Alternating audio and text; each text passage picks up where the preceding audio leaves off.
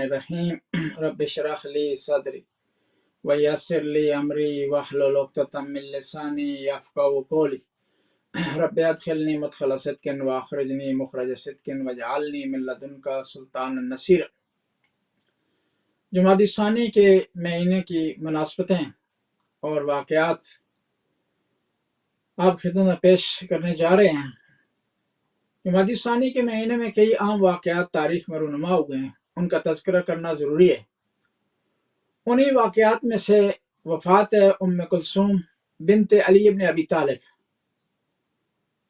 की वफ़ात हुई है। ये 61 हिजरी को, वाक़या करबला के 1 साल बाद। अब उम्मे कुलसूम कौन है,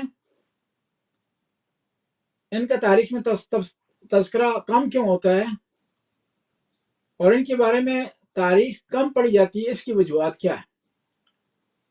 और जो शिया और सुन्नी के दरमियान इख्तलाफी मसाइल हैं तारीख के हवाले से, उन्हीं इख्तलाफी मसाइल में से एक हज़रत उम्मे कुलसूम के बाज़ मसाइल हैं जो खलीफा सानी के हवाले से। आपकी विलादत 6 हिजरी को हुई है मदीने में, और आपका तज़किरा कई किताबों में हुआ है। इब्न असीर ने असुल गाबा में आपका तज़किरा किया है, इब्न अब्दुल बिर ने इस्तियाब में इसका तज़किरा किया आपका, और शेख मुफीद ने अपनी किताब इरशाद में तज़किरा किया है।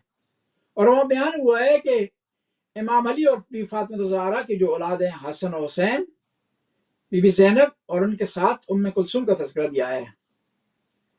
और पहली दफ़ा मुफस्सल तरीके से बीबी उम्मे कुलसूम का तज़किरा बीबी फातिमा ज़हरा सलामुल्लाह अलैहा की शहादत के दौरान पेश आया है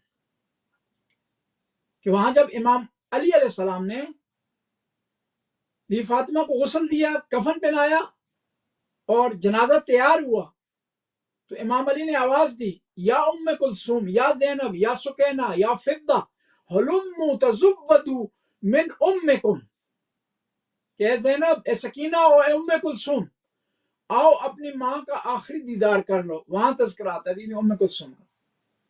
और रवायात बताती हैं कि जब बीबी फातिमा ज़हरा की शहादत हुई है तो बीबी उम्मे कुलसूम की उम्र मुबारक 5 साल की, और एक चादर आपने ओढ़ी हुई थी और जनाजे के पीछे आप चल रही थी, और ये मरसिया पढ़ रही थी, या अबता या रसूल अल्लाह अल-आन हक्कन फकदनाक, ए नाना जान रसूल अल्लाह, ए बाबा, आज आप हकीकी तौर से हमसे जुदा हो गए, फकदन ला लिका बादा अबदन, और इस तरह हमसे जुदा हुए हैं आज आप कि इसके बाद आपसे मुलाकात नहीं होगी।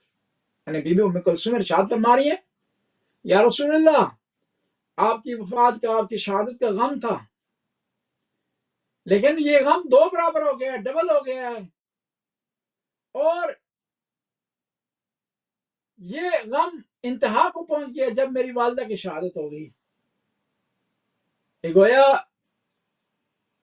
बीबी उम्मे कुलसूम पैगंबर की बारगाह में मरसिया पेश कर रही है। उम्मे कुलसूम, हजरत उम्मे कुलसूम सलामुल्लाह अलैहा के मुताल्लिक ये मसला शिया और सुन्नी में काफी बास और मुबासे का मरकज बना हुआ है। अहले सुन्नत का दावा यह है कि इमाम अली के खुलफा से अच्छे ताल्लुकात थे, हसना रवाबत थे। उसकी एक दलील यह कि इमाम अली ने अपनी बेटी की शादी करवाई है उम्मे कुलसूम की हजरत उमर से। अब हम तारीख की निगाह और तारीख की ऐनक से इस वाक़े की तरफ देखते हैं और इसका तालील और तजिया करते हैं। शिया उलमा ने इस बात को नहीं माना। शिया उलमा इसके बारे में कहते हैं कि क्योंकि ये जो रवायत बयान की गई है कि हजरत उमर की शादी उम्मे कुलसूम से हुई है, उम्मे कुलसूम बिनते अली से, इसमें जो रावी हैं बाज़ औक़ात रवायत के सिलसिले में वो कज़्ज़ाब है, और बाद में हम उस रावी का नाम भी लेंगे जो कज़्ज़ाब है। लिहाजा ये रवायत इसमें पावर नहीं पाई जाती, एतबार नहीं पाया जाता, वक़्त नहीं रखते। दूसरा ये अहले सुन्नत के यहाँ ये जो शादी हुई है इसको मुख्तलिफ तरीकों से बयान किया गया, और जब रवायत के मतन में तरद्दुद पाया जाता हो, ताद्दुद पाया जाता हो, इख्तलाफ पाया जाता हो, तो रवायत एतबार के हवाले से साकत हो जाती है, उसकी वक़्त खत्म हो जाती है। लिहाजा ये रवायत जो अहले सुन्नत के यहाँ बयान हुई है कि उम्मे कुलसूम बिनते अली की शादी हजरत उमर से हुई है, ये रवायत ज़ईफ है। अब आगे बढ़ते हैं कि शिया उलमा ने इसके बारे में मजीद क्या कहा है। आगा बुजुर्ग तेहरानी ने अपनी किताब ज़रिया में चंद किताबों का हवाला दिया कि जिनमें यह साबित हुआ है कि ये शादी नहीं हुई, और इस तरह शेख मुफीद ने अपनी किताब अल मसाइल सरविया में फरमाया है कि ये रवायत जो कि बयान की अहले सुन्नत ने कि हजरत उमर की शादी उम्मे कुलसूम बिनते अली से हुई है, ये रवायत साबित नहीं है, क्योंकि इस रवायत के सिलसिला सनद में जुबैर इब्न बकार है, बकार या बुकार है, जो कि अली अलैहिस्सलाम का दुश्मन था, नासबी था, और इस हवाले से ये रवायत ज़ईफ करार दी जाएगी और इसको नहीं माना जाएगा। अलबत्ता बाज़ अहले सुन्नत ने कहा है कि ये सिर्फ निकाह की हद तक शादी हुई है, रुखसती नहीं हुई, रुखसती से पहले हजरत उमर मर चुके थे। और ये जो रवायत है, अब देखना है कि तारीख तो बताती है कि हजरत उमर की अजवाज में से, उनकी बीवियों में से बीवी का नाम उम्मे कुलसूम है। वो कौन है? जब इमाम अली की बेटी की शादी उनसे नहीं हुई, वो कौन है? तो जब तारीख का मुताला किया जाता है, गहराई में जाया जाता है, तो वहां पता चलता है वो हजरत अबू बकर की बेटी है। हजरत अबू बकर की बेटी है, फिर उनको इमाम अली की बेटी क्यों कहा गया? जवाब इसका यह है कि क्योंकि हजरत अबू बकर की जो बेटी थी और अस्मा बिन्त उमैस की बेटी थी, हजरत अबू बकर जब फौत हुए तो उनकी दो औलाद मोहम्मद और उम्मे कुलसूम की तरबियत इमाम अली ने की है, क्योंकि अस्मा बिन्त उमैस से शादी उसके बाद इमाम अली ने की, जो एक नेक और मोमना खातून थे। इन दोनों की तरबियत इमाम अली ने की। और अरब में जो आदमी किसी बच्चे या बच्ची की तरबियत करता था तो वो उसका वालिद कहलाता था, वो उसकी औलाद कहलाती थी, उसे रबीबा कहा जाता था। इस बुनियाद पर यह खदशा हुआ है कि हजरत उमर की जोजा थी जो उम्मे कुलसूम, वो इमाम अली की बेटी है। पर एक और चीज अर्ज करूं कि ये उम्मे कुलसूम जिसका तस्करा यह किया जाता है कि ये इसकी शादी हुई है हजरत उमर से, ये इमाम हसन के जमाने में फौत हो गई है और इनका बेटा भी जैद फौत हो गया, और इन दोनों की इकट्ठी नमाज जनाजा इमाम हसन ने पढ़ाई। हालांकि वो उम्मे कुलसूम जो इमाम अली की बेटी हैं, उनके बारे में मशहूर और मारूफ रवायत है कि वाक़या करबला में थी। इसारत उन्होंने काटी है, कैद उन्होंने काटी है, मुश्किलात उन्होंने काटी है। बस तमाम रवायात से और बहस व मुबाहिसे से नतीजा निकलता है कि इमाम अली की किसी बेटी की शादी हजरत उमर से नहीं हुई। अब अहले सुन्नत कह सकते हैं फिर हजरत उम्मे कुलसूम का शौहर कौन है, साबित करें। हजरत उम्मे कुलसूम के शौहर औन बिन जाफर हैं, अब्दुल्ला बिन जाफर के भाई, जाफर तैयार के बेटे। और ये बीबी उम्मे कुलसूम वाक़या करबला में इनके मशहूर मारूफ वाक़यात मिलते हैं।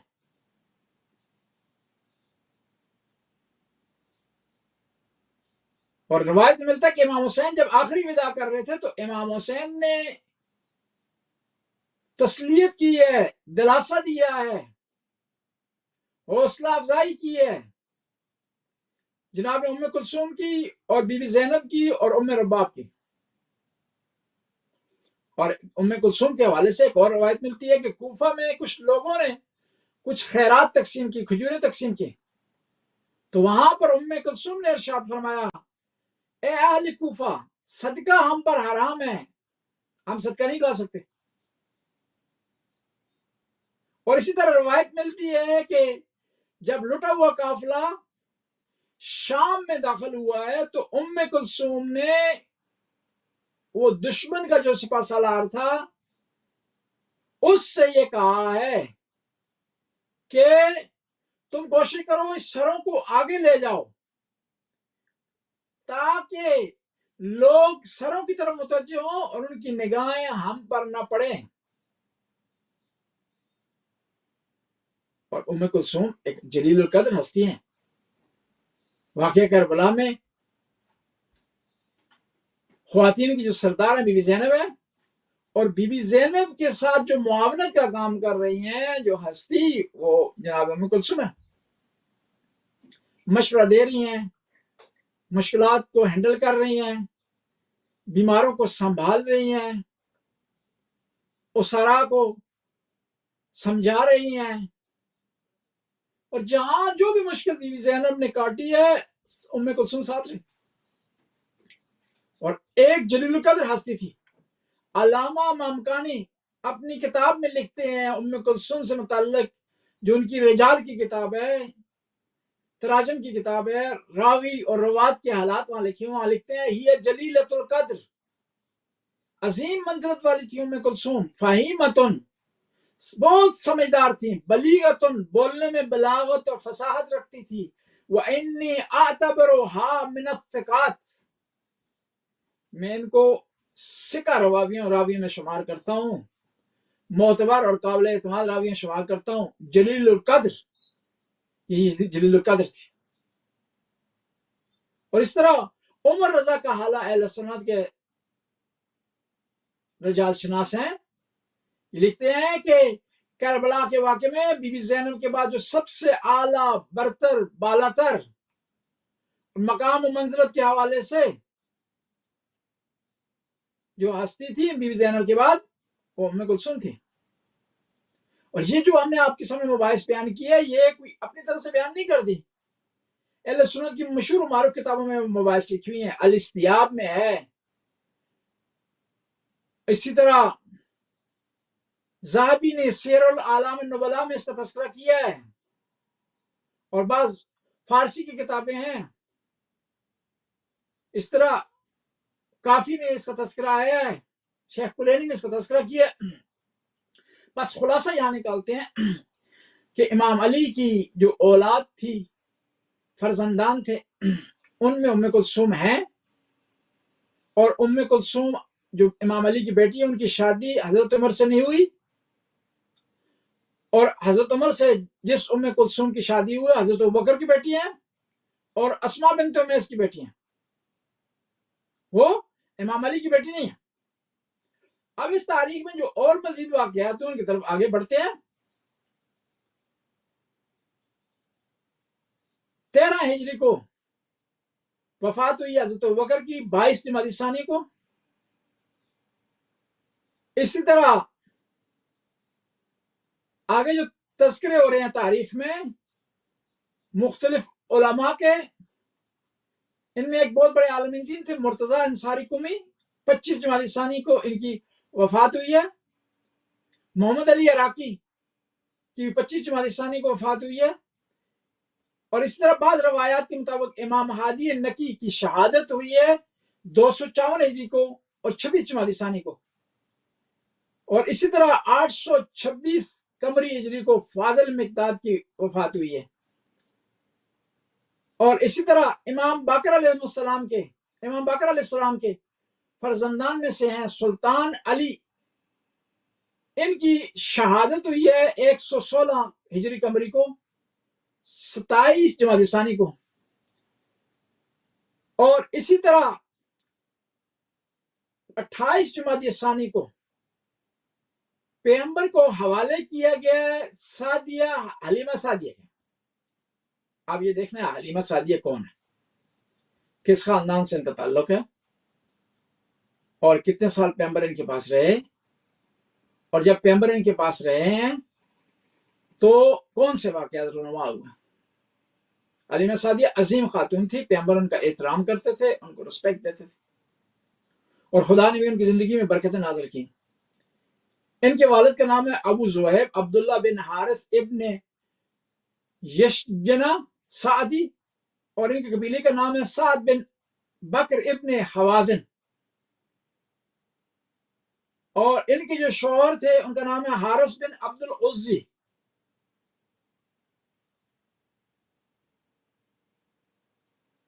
اور ان کے جو شوہر تھے ان کی کنیت تھی ابو کبشہ،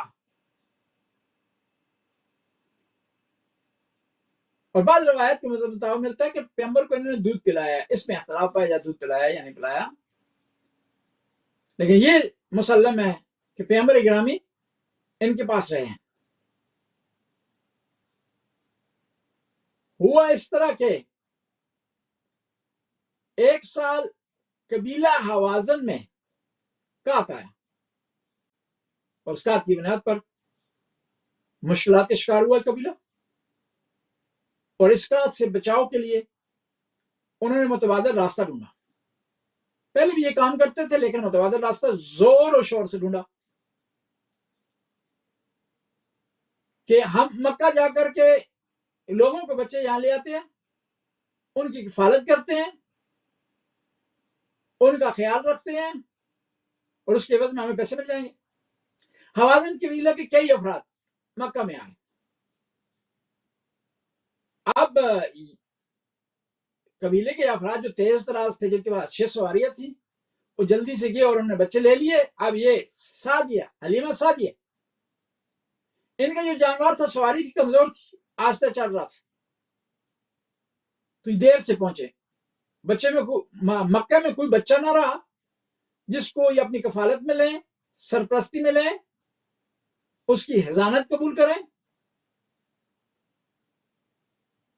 تو پورے مکے میں گھومنے کے بعد انہیں صرف حضرت محمد صلی اللہ علیہ وسلم ملے،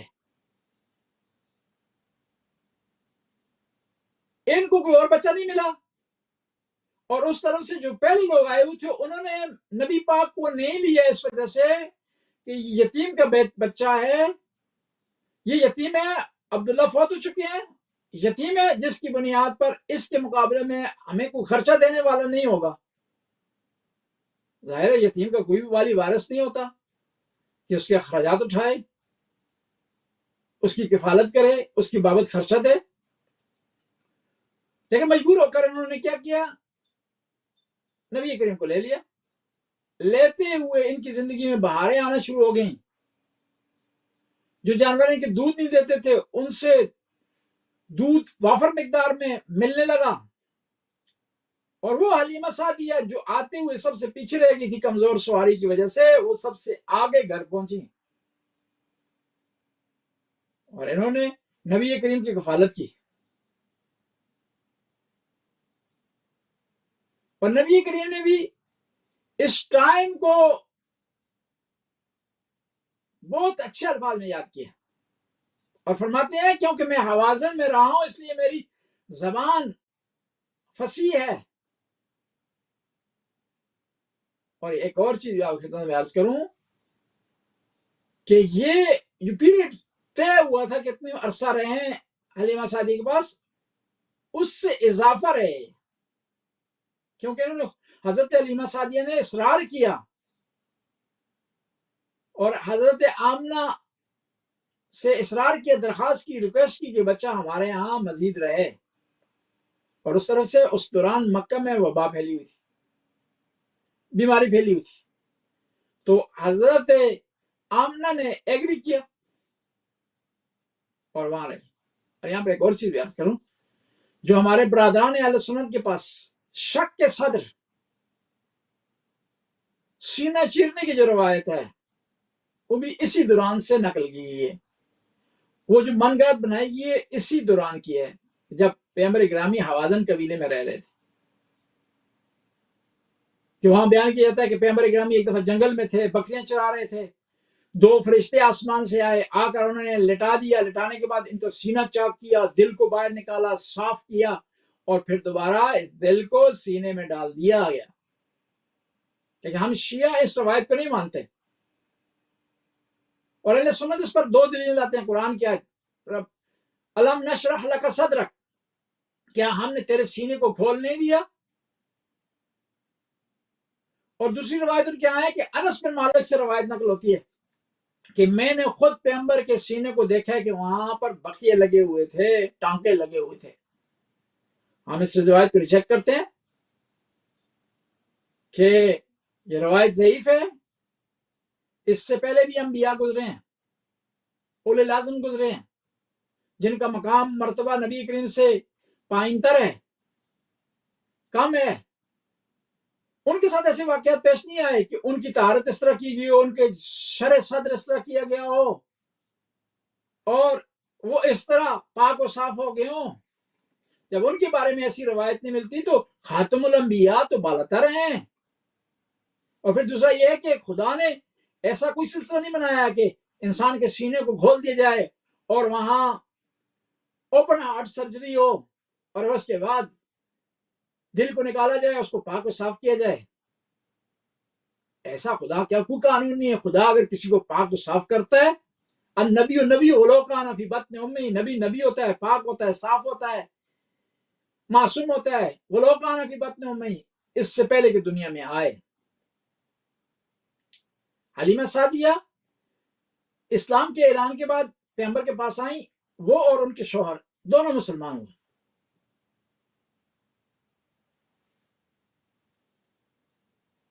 और शादी के बाद पैगंबर गिरामी ने जब शादी की हज़रत खदीजा से, तो उसके बाद पैगंबर गिरामी और हज़रत खदीजा दोनों गए इनके पास,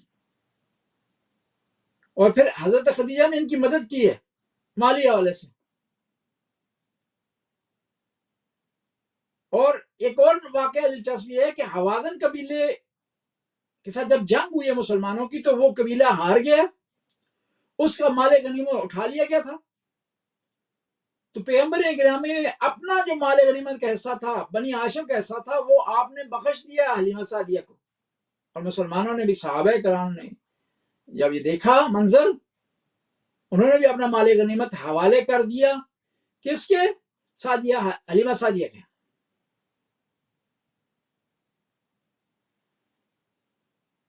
और हलीमा सादिया इतनी अजीम खातून थी कि अभी पैगंबर की वफात के बाद, पैगंबर के वसाल के बाद जब आती थी मदीने में, तो खलीफा अव्वल और दोम उनका एहतराम करते थे और उनको तोहफे ताइफ से नवाजते थे। इस चीज का तज़किरा किया काजी रियाज ने अपनी किताबों में।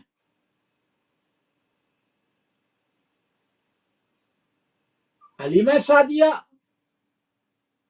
के मकबरे के बारे में कहा जाता है कि इनकी जियारत भी मौजूद है जन्नतुल बकी में। बाज़ रवायतें बताती हैं कि ये मदीना तशरीफ लाई हैं, वहीं वफात पाई है, वहीं पर दफन हो गई है। और इसका तज़किरा कि इनकी जियारत मौजूद है जन्नतुल बकी में, इब्न बतूता ने भी किया है। नायब सदर शिराजी ने भी इसका तज़किरा किया जब वो हज पर तशरीफ ले गए हैं। और ये अजीम खातून थी जिनके ताल्लुक को नबी करीम ने एहतराम से देखा और हमें सिखाया कि जो आदमी आपको अपने पास रखता है, आपका ख्याल रखता है, आपकी आसाइश का सबब बनता है, उसका एहतराम करें, उसकी रिस्पेक्ट करें। अब इस महीने में जो और वाकयात हुए हैं, उनमें 29 जमादी सानी को वफात हुई है सैयद मोहम्मद की, इमाम हादी नकी के बेटे। आप जब इराक जाते हैं ज़ियारतों पर, तो आपको अगर सामरा जानना हो इमाम हसन अस्करी की ज़ियारत के लिए, इमाम नकी की ज़ियारत के लिए, हकीमा खातून की ज़ियारत के लिए, इमाम ज़माना की विलादत की जगह की ज़ियारत करने के लिए, तो रास्ते में एक ज़ियारत आती है सैयद मोहम्मद की। ये इमाम नकी के बेटे हैं। इनकी वालिदा का नाम हुदैस था। यह हदीस اور یہ ان کی ولادت ہوئی ہے مدینے میں، اور پھر بعد میں یہ آئے ہیں سامرا کی طرف، تو راستے میں یہ سامرا جاتے ہوئے واپسی پر ان کی وفات ہوگی۔ اور یہ سید محمد اتنی عظیم ہستی ہے کہ اس علاقے جو دجیل کا علاقہ ہے عراق میں، وہاں انہیں احترام سے دیکھا جاتا ہے، بڑی منزلت دی جاتی ہے، بڑا مقام دیا جاتا ہے انہیں، اور یہاں تک کہ اس علاقے کے جو عراقی ہیں وہ سید محمد کے نام کی قسم اٹھاتے ہیں،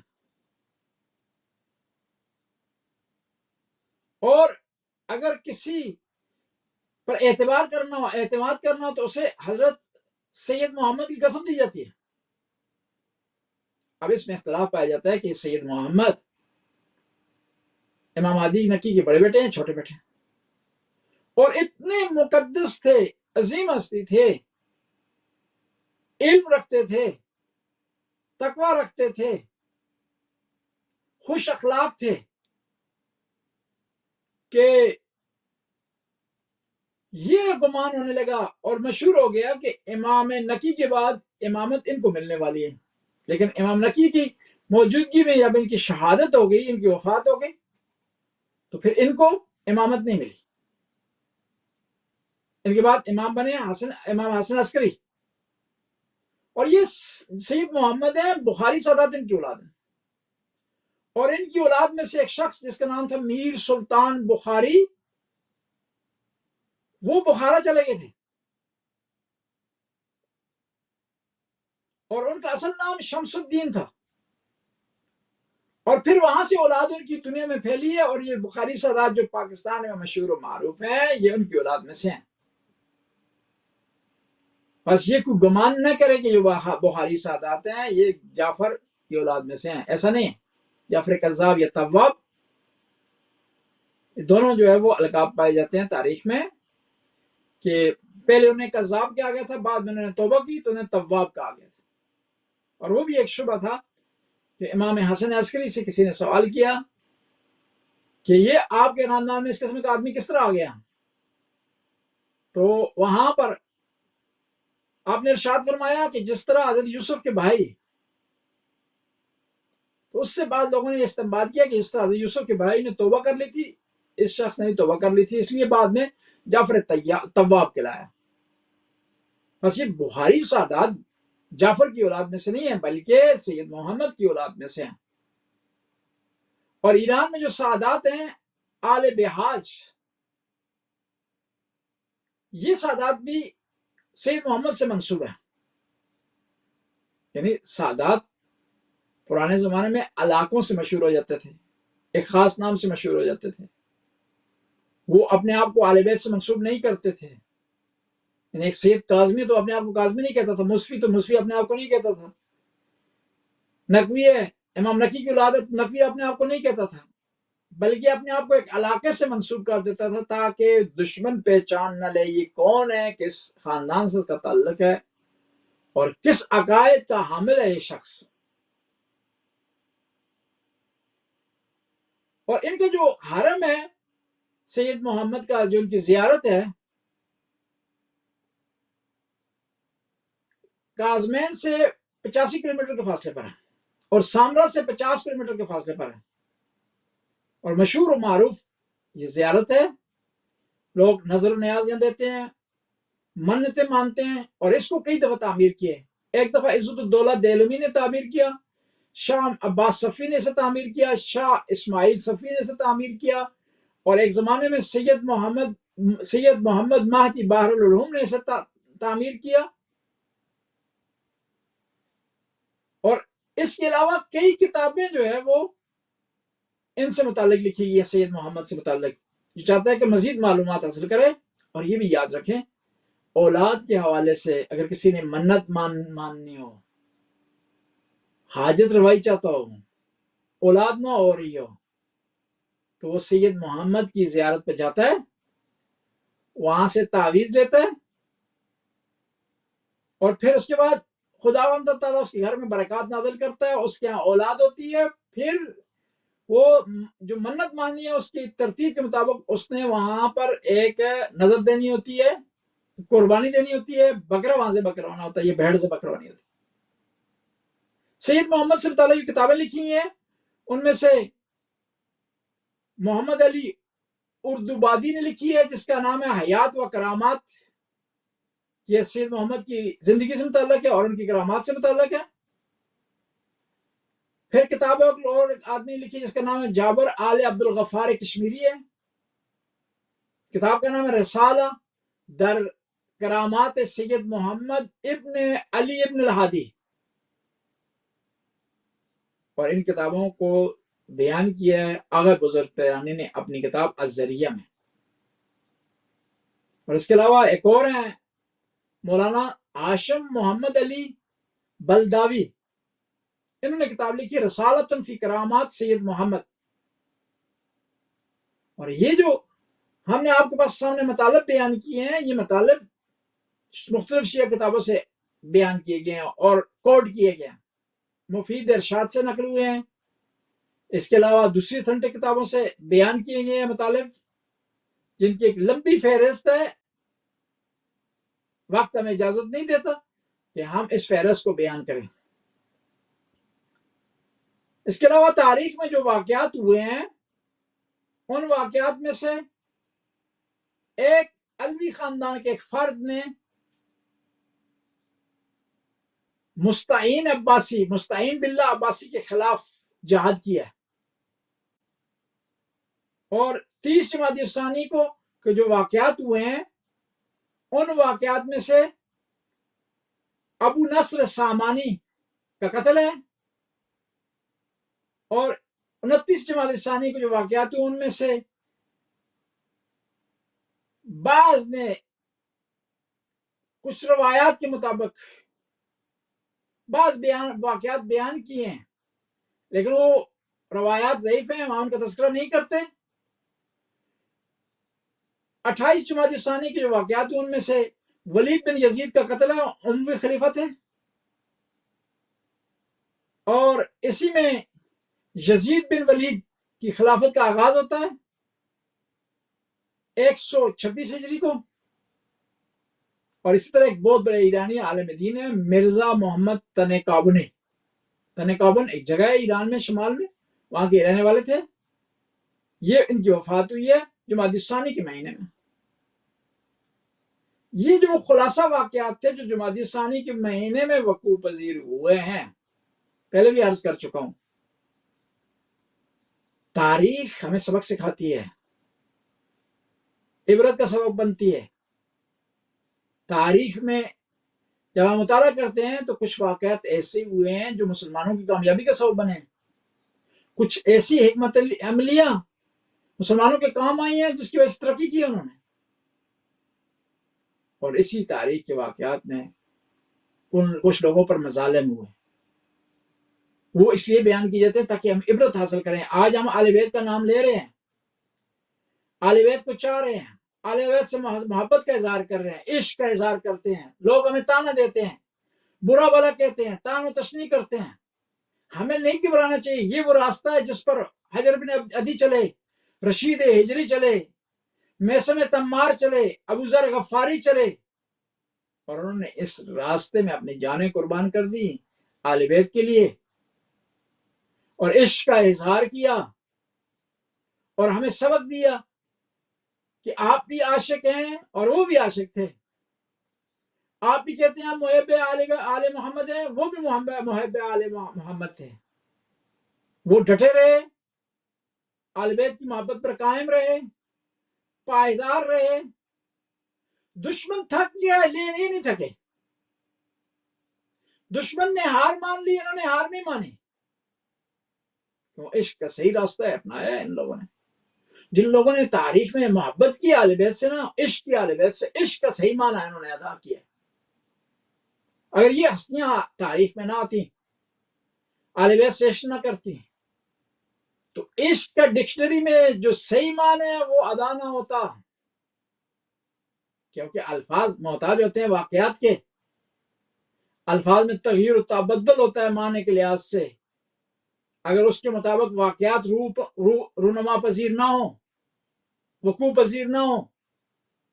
کربلا کے واقعے نے عشق کا صحیح معنی، صحیح ڈیفینیشن بتا دی کہ عشق کسے کہتے ہیں، عاشق کون ہوتا ہے، اور معشوق میں کون سی خصوصیات ہونی چاہیے کہ عاشق صحیح معنوں میں اس سے عشق کرے. اگر عشق کا صحیح معنی ادا کیا تو حبیب نے مظاہر نے، مسلم بن اوسجہ نے، بریر نے، حر ریائی نے، ان لوگوں نے ادا کیا. ابو الفضل عباس نے. دیکھیں عشق اور معاملے میں فرق ہے، عشق اور ڈیل میں فرق ہے، عشق اور ہوس پرستی میں فرق ہے. عاشق جو ہوتا ہے وہ اپنے معشوق سے کسی چیز کی توقع نہیں رکھتا، اور اس کی حد یہ ہوتی ہے کہ جان تک دے دیتا ہے اپنے معشوق کے لیے. حبیب نے ایسا کیا، حور نے ایسا کیا، میثم تمار نے ایسا کیا، محمد ابن علی ہادی نے ایسا کیا. بس تاریخ الفاظ کے معنی تبدیل کرتی ہے، اس میں اضافہ کرتی ہے، اس میں کمی کرتی ہے، اس کے لیے مترادف لاتی ہے، مشترک الفاظ ڈھونڈتی ہے. بشرطے کہ صحیح تاریخ کا مطالعہ کیا جائے، اس میں ہیر پھیر نہ کیا جائے، اس میں اتار و چڑھاؤ نہ کیا جائے، اس میں غش اور ملاوٹ نہ کی جائے. بس یہ تاریخ کے واقعات بیان کرنے کا مقصد یہی ہے کہ ہم جو اہل بیت سے عشق کا اظہار کر رہے ہیں، محبت کا اظہار کر رہے ہیں، تو کیا ہم کس پیمانے پر ہیں؟ آیا اس پیمانے پر ہیں جس پر میثم تمار تھے،